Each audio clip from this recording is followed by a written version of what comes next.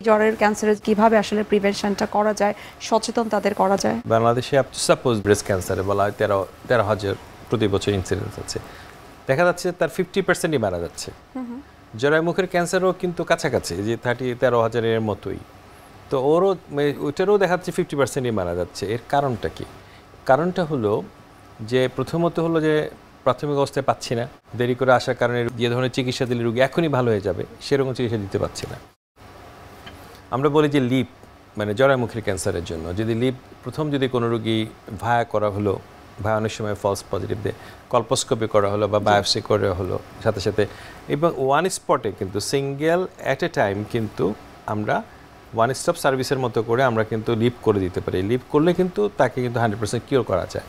তো কিন্তু আমাদের দেশের রোগীগুলো কিন্তু অনেক সময় স্টেজ আপ আসে, তাতে কিন্তু তাদের লাগে হয়তো কেমোথেরাপি, রেডিওথেরাপি, এবং এদের মধ্যে সব রোগীগুলো শতভাগ রোগীগুলো সুস্থ হন না। অনেক রোগী সুস্থ হন কিন্তু শতভাগ কিন্তু সুস্থ হন না, কারণ এদের মধ্যে কেমোথেরাপি দিতে হয়, রেডিওথেরাপি দিতে হয়, ব্রাকিথেরাপি করতে হয়।